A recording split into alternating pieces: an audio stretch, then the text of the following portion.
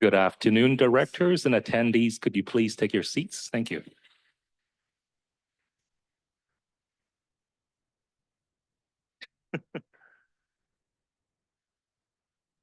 Hey, good. Good afternoon. I call to order this meeting of the TNRD Parks and Trail Strategy Plan Development Standing Committee. First, I'd like to, the TNRD acknowledges that we connect with many First Nation communities across our vast regional districts.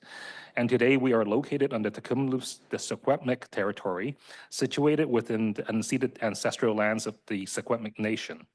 The TNRD appreciates the partnership that we have with Tecumseh, the Secwepemc, and respect the territory and land on which we gather today. Do we have any additions to or deletions from the agenda? Seeing none, can we have a motion to adopt the minutes of the March 6, 2025 meeting? Moved by Director Onslow and seconded by Director Thorpe. Thank you. Moving on to 5.1 reports. Oh, yes, we do. Thank you, Director Lepso. All in favor for adopting the minutes? Okay. Yes. Moving on to 5.1, round 2, engagement of what we heard and proposed revisions. A report from Lee and Associates. Oh, so over to Jamie. Yeah, thank you, Chair. Yeah, I'll just introduce Lee Campbell. She's on the consulting team from Lee and Associates. So yeah, this is the second round of engagement. So just to kind of recap our process is that we did our first round of public engagement, developed a draft plan that this committee reviewed and commented on, and then we went back out to the public and stakeholders and First Nations to consult on the draft plan that this committee reviewed. And so I will turn it over to Lee to talk about what we heard in that process. Great. Thank you so much, Jamie. Thank you for having us today. I'm just going to share my screen.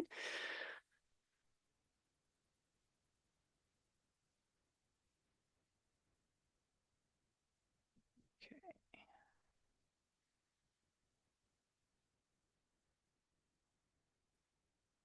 Hopefully you're seeing that now. Thanks for the introduction. So today I will provide a recap of where we are in the project, which Jamie did to some degree, so I'll keep it short. We'll provide an overview of what we did and what we heard in round 2, and then we'll pause for a bit of a roundtable discussion. And then we also have a couple slides just to finish off with next steps for the project. So this is the project overview that Jamie spoke to. So we started with some the project initiation, inventory, and analysis, a first round of engagement, prepared the draft strategic plan, and we've just completed round 2 of engagement. And following today, we'll be taking what we've heard and incorporating the feedback into a final Parks and Trails strategic plan. So opportunities to provide input included an online survey, stakeholder workshops, and an online open house. As well, TNRD staff extended invitations to First Nations and have had hosted several meetings, and they'll continue to look for opportunities to hear Indigenous perspectives throughout the project process. Opportunities for public input were advertised on the TNRD's website and Facebook page, as well as through a news release. And email invitations for the stakeholder workshops, which also provided links to the survey and the website, were sent to member municipalities, government organizations within the TNRD, and to over 50 community recreation organizations, some of whom participated in the first round of engagement. And we also in this round emailed over 180 outdoor recreation and tourism-oriented businesses, such as guides, outfitters, outdoor gear shops, and accommodations. In terms of participation, we saw 4 participants in the government organization workshop, 9 participants across the community workshops and open house, 2 participants in the business workshop, and 123 survey respondents. So while turnout at the workshops and open house was lower than the first round of engagement and lower than what we may have hoped, despite our best efforts to promote them, we did receive a good number of surveys. And to note, we do find that lower engagement uptake in the second engagement round is typical, generally, unless there's something that's perhaps striking a bit more of a chord. So over the next few slides, I'll go over what we heard through these various opportunities, and where needed, I'll chat about how the items are either already addressed in the draft or opportunities to address them in the final strategy, or also if they're out of scope for the TNRD. And it's important to note that some of the feedback received may be applicable to parks and trails generally within the region, not just those owned or managed by TNRD. So at the government agencies workshop, the attendees appreciated the plan's focus on collaboration, partnerships, and filling service gaps. And they appreciated recommendations for management tools like inventories and classification systems, and noted that those tools will help the TNRD in working with other levels of government in regional park and trail planning. And they also appreciated recommendations to support those community recreation organizations, noting that these partnerships has led to successful outcomes in other regional districts. And Interior Health felt that the plan supported positive public health outcomes and appreciated the inclusion of diverse voices in planning and decision-making.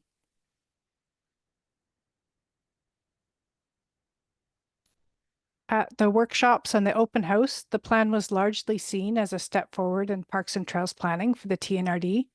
Participants liked recommendations that supported those community recreation organizations and wanted to be able to participate in future parks and trails planning. In terms of what attendees thought might be missing from the draft plan, they hope to see a good level of coordination between parks and trail managers across the TNRD, and wanted TNRD management resources to be made available for recreation organization use. And this echoes what we heard in the first round of engagement and is included in the draft within goals 2 and 3, which outline ways that the regional district can assist those organizations with administrative and technical resources, and also ways to improve collaboration. Managing wildfire risk was top of mind for some participants. Topics raised included exploring fuel management practices and working to reopen trails affected by wildfires. So some of these opportunities to assist would be covered under recommendations under Goal 2, supporting local outdoor recreation organizations that build, manage, and maintain trails in the region. Attendees at the workshop with business groups noted the growing number of visitors and the importance of creating experiences for visitors of all ages and abilities. They identified the need for better resources for referring visitors to parks and trails within the TNRD.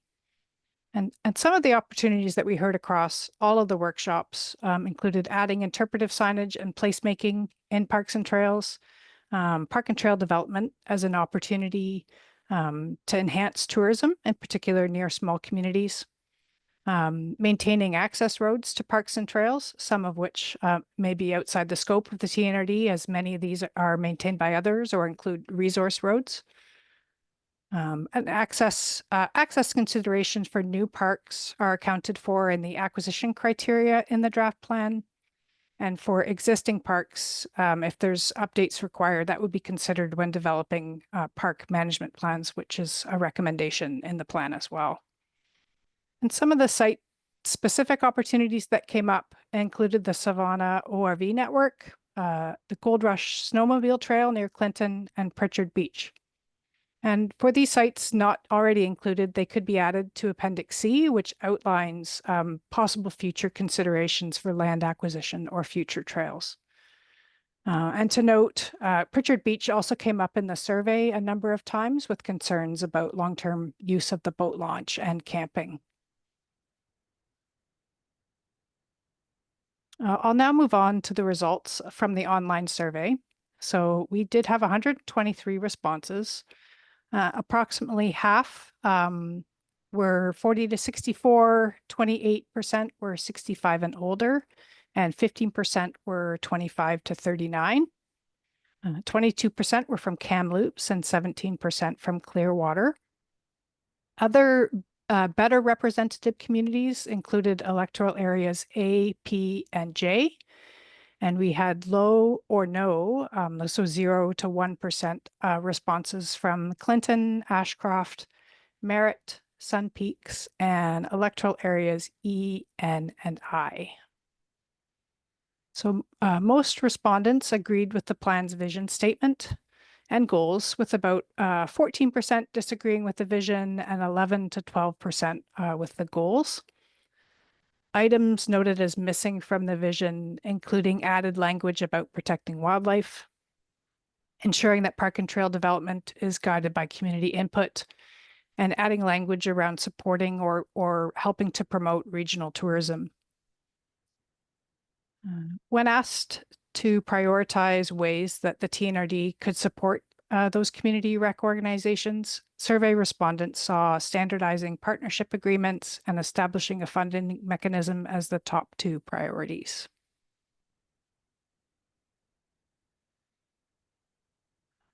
In improving the accessibility of TNRD's parks and trails, respondents saw upgrading trail surfacing and updating and adding accessible washrooms as top priorities. Other items noted included more frequent trail maintenance activities such as brushing and clearing deadfall, as well as publishing accessibility information on TNRD parks and trails, which is a recommendation in the draft strategy. 2/3 of respondents supported wayfinding and interpretive signage improvements in parks, and those who opposed those upgrades to signage were mostly noting concerns over maintaining the natural character of parks and trails. And most respondents supported increasing the supply of both regional and community parks. When asked what was missing in the draft strategy, the following were noted. So clarity around rules for dogs. These are already in place under the park use bylaws, but to address these concerns, information on dog use and other park bylaw or safety and components could be added, communicated through signage. Placing a greater emphasis on water access. Water access is covered under the acquisition criteria and several recommendations, including those regarding amenities and levels of service for parks. But given the importance of lakes, rivers, and beaches in the TNRD, we could amend the goals to explicitly mention water access. Providing more park amenities for adults and adding amenities to support motorized recreation. Providing public tools for reporting parks and trails maintenance issues. So the TNRD does currently have a reporting number posted at most TNRD parks and trailheads. And this, along with other important safety information, would be included in the signage and wayfinding system. And working to reopen trails affected by wildfires, as well as general concerns about Pritchard Beach, both of which I mentioned earlier.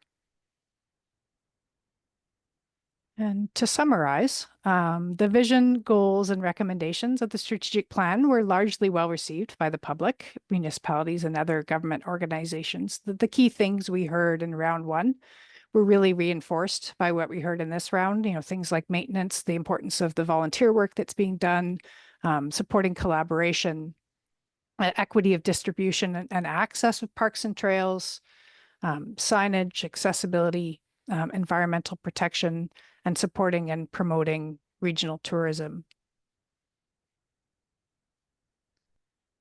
So much of what was requested by the public in this round of engagement is included in the plan. There is some opportunities for further clarification and explanation, and maybe to make them more digestible for the general public. Some of the changes that could be better captured based on this feedback, including tourism in the plan vision and addressing it in the park acquisition criteria, highlighting the importance of water access, adding to the park and trail management planning recommendation to explicitly state that these plans are to to be developed with input from First Nations and the community, and that would help address some of the specific requests for sites as well as specific amenities for adults or motorized user groups. Adding additional information about interpretive signage, as well as safety and bylaw information to the recommendation around signage and wayfinding, and other minor text amendments, adjustments to vision, goals, and recommendations to capture this feedback or to enhance the readability of the plan. So that concludes my presentation on the round 2 results, and I'll turn the floor back to the chair for questions, and we can talk to next steps after. Thank you.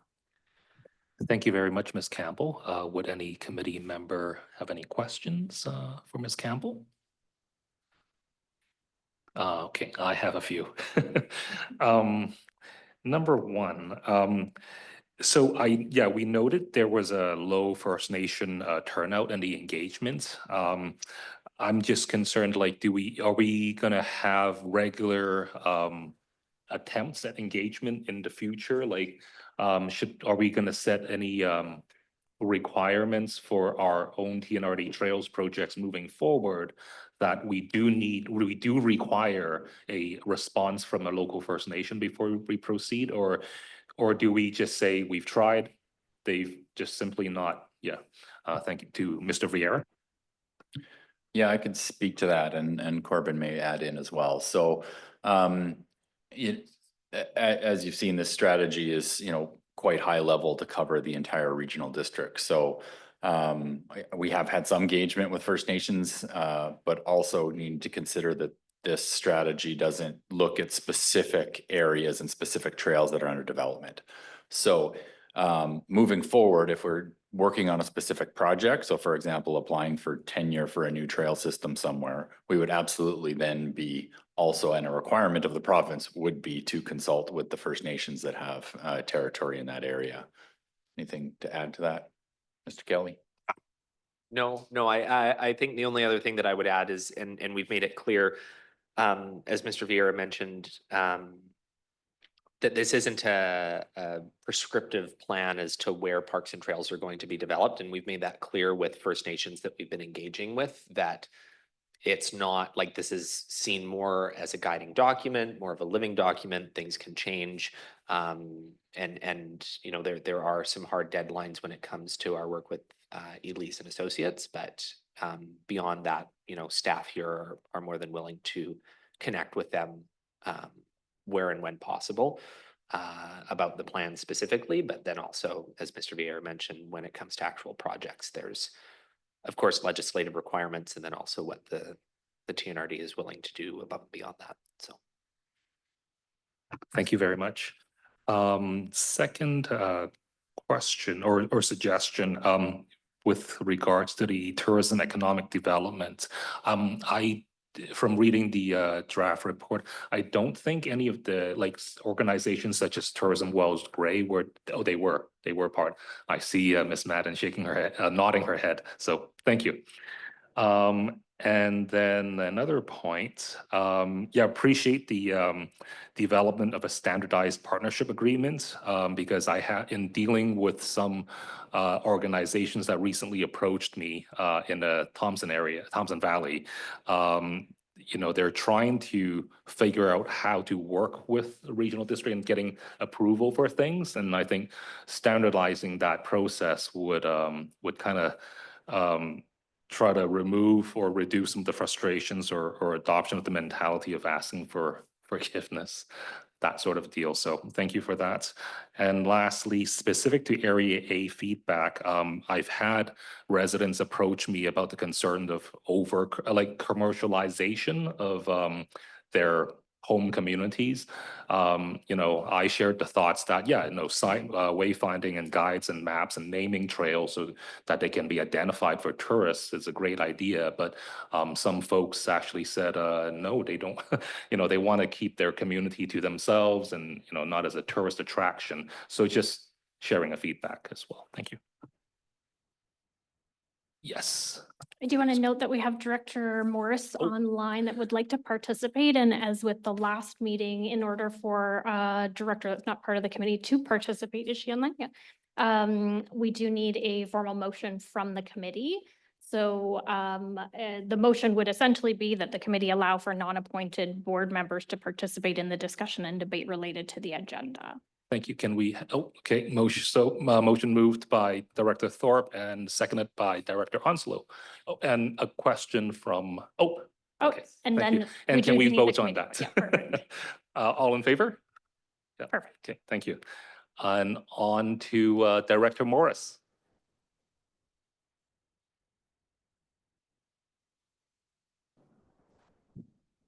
Director Morris?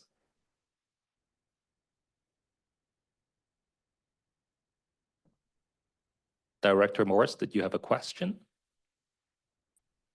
Now, is that working? Yes. Wow, you hear my voice. Thank you. I'm sorry, I'm a little late getting on. I was marching around. I don't have any specific comments right now. I was obviously a little late in joining and just listening at this point in time. Okay, thank you very much. Okay, sorry, 1 second. Moving on to next steps, over to Mr. Vieira.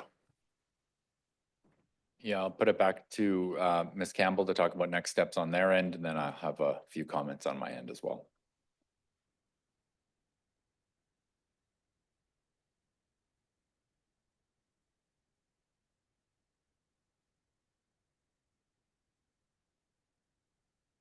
You're on mute there, Lee. We can't hear you. Oh, sorry, Ms. Campbell, you're on mute. Apologies for that. Following today, we'll be entering the final phase and we'll be integrating feedback from the community, TNRD staff, and yourselves to draft the final strategic plan. And as part of the preparation of that plan, we'll work with staff to prepare an implementation plan, which will identify priorities, high, medium, and low, as well as timing, short, medium, long-term projects. We'll then present the revised strategy and implementation to the committee, which is, I think, currently scheduled for later in June, but perhaps I'll let Jamie speak to that. Thanks. I guess just to recap what Ms. Campbell already said, the next meeting that's scheduled for June 26th, the intent is that as part of the agenda package will be the final draft for the committee to adopt and recommend that the board would adopt. So the hope is, if I could be blunt or direct, that that any comments or feedback on the draft plan from this committee be sent to us or be given to us today or in the next few weeks as we work towards finalizing that draft. And then you will see the final version of the draft. If there is minor comments or changes that come out of the June 26th meeting, we could make those comments and the committee can adopt it sort of as amended with those minor comments or changes. If there were any major changes that the committee wanted on June 26th, then staff would go back and make those major changes. Then we'd have a second or not a second, an additional Parks and Trails meeting before it goes to the board. But at this point, the plan is to bring it to the 26th meeting. If this committee endorses it, then it would go to the board for final adoption, likely in the July board meeting. And then we could move on to the implementation stage. To maybe elaborate a little bit further on Ms. Campbell's comments around the implementation plan. So that's currently not in the draft, but you'll see what that looks like in the final draft. Yeah, it will be a high level priority based matrix of the recommendations in the plan. It won't give specific dates, but it'll give staff some direction in terms of what we should be focusing on. So definitely we'd be looking for your feedback on that. If you're re-reviewing the recommendations, what you feel should be high, medium, or low priority. Part of those priorities are obviously it's based on priority. It's also based on what's achievable based on the resources we have. So that's another consideration, because at this point, when it goes to the board, we'll be looking at moving forward and implementing the plan. But at this point, we're not recommending, or we don't have any additional capacity to implement it. So depending on what the expectation is of the board in terms of how quickly it's implemented, we would take that back as staff and make recommendations for additional resources if required. But to be clear, that's not what we're including right now. This would be a project that we would add into the existing workload of the Community Services Department. I'm gonna just look over to Miss Madden if there's anything that she has to add. Okay, and happy to have further discussion or questions from the committee. Thank you, Mr. Vera. Any questions from other committee members and those online? I just got one question. Just to verify my understanding of what we should share with the rest of the board at this stage. I understand, obviously there is interest from other directors who's not part of the committee, such as Director Morris. At this stage, is it okay for me to send the draft? I mean, it's all available online for the whole board, but okay for me to specifically remind the board that, hey, we're close to the draft and here's some, is it okay for me to do that at this point? Yeah, I think that would be very appropriate for you as the chair to remind the board that the draft is available for anyone to view, and comments can go through this committee and back to staff. Thank you. Okay, seeing no further questions or comments, thank you very much, Ms. Campbell, for your time, and I adjourn this meeting.